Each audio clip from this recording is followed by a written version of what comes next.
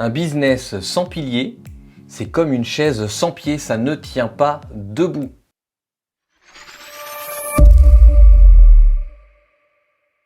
Pour construire un business solide ou consolider un ancien business, c'est hyper important de t'asseoir sur cette fameuse chaise, juste avant, la chaise sans pied ou la chaise avec pied.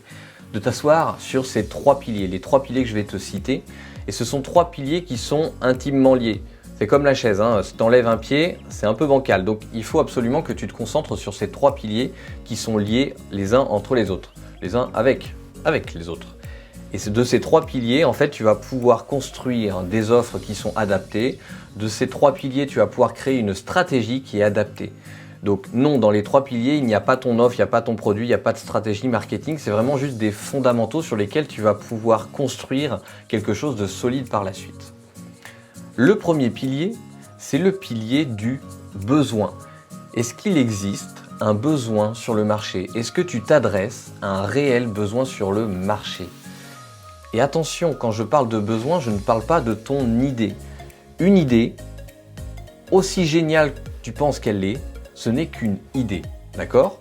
Une idée, c'est quelque chose d'unilatéral, c'est-à-dire qu'elle vient de ta tête et puis c'est tout. Et donc forcément, si elle ne vient que de ta tête, tu ne peux pas mettre à ta main un coupé qu'elle est géniale. Une idée géniale, un besoin bon, un bon besoin, c'est un besoin qui a été donné par ton marché. C'est ton marché qui te dit si oui ou non il a besoin de quelque chose. Et donc si oui ou non il a besoin de tes produits et de tes services. Et c'est pas l'inverse. Donc je t'invite déjà à commencer par ça.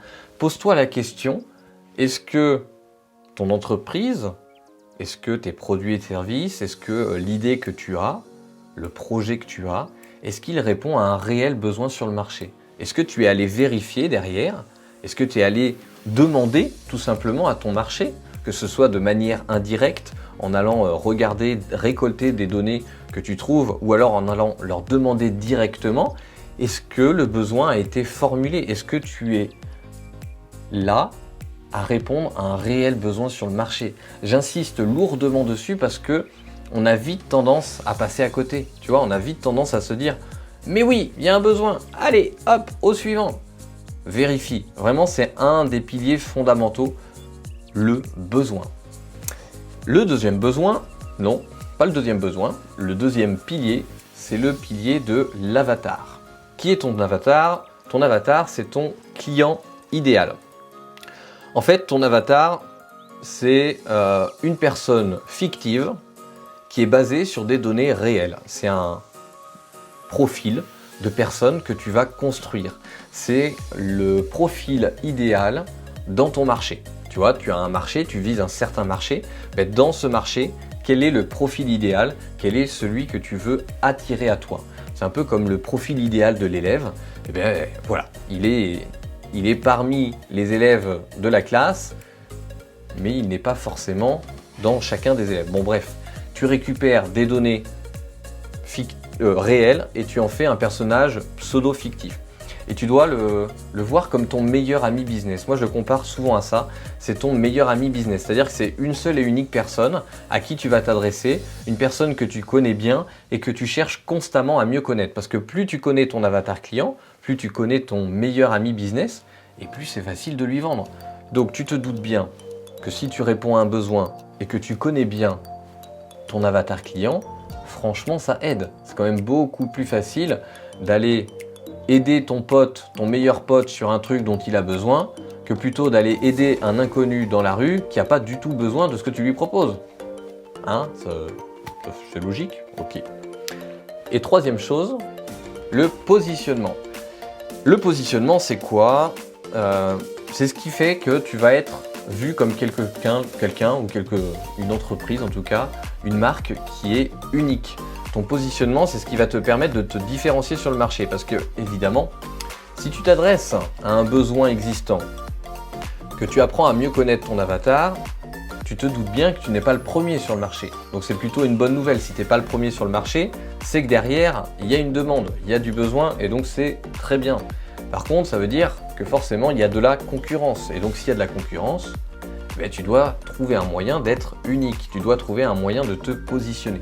Et c'est en apprenant à te positionner, en mettant en avant ton unicité, qui tu es, ou ton entreprise qui elle est, quelle marque, que représente ta marque.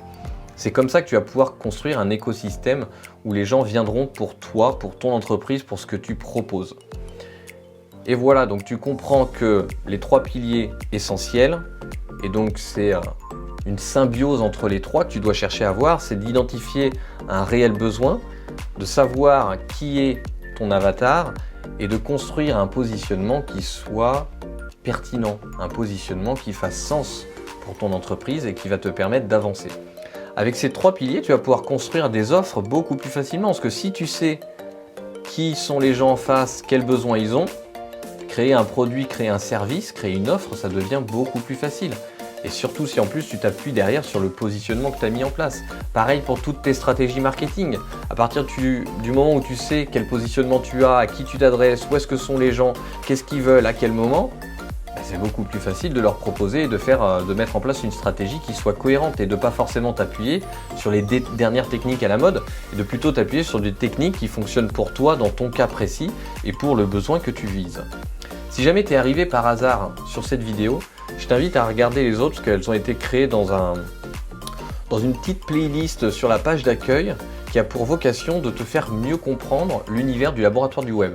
Parce que j'ai pour habitude de ne pas faire les choses comme tout le monde, de m'appuyer énormément sur la logique, sur la réflexion, sur la prise de recul, sur le fait de ne pas cataloguer les choses en tant que 0 ou 1, mais de t'ouvrir l'esprit à tout ça, de m'appuyer sur la psychologie, la tienne, celle des entrepreneurs en général, celle des clients que tu vises. Et donc, n'hésite pas, si tu es arrivé par hasard, à aller regarder les autres vidéos de cette playlist. Et si tu les as déjà vues, eh bien écoute, c'est le moment pour toi peut-être de t'abonner. Si tu as déjà vu plusieurs vidéos, c'est qu'a priori ça te plaît. Alors abonne-toi, c'est ce qui me permet de développer la chaîne.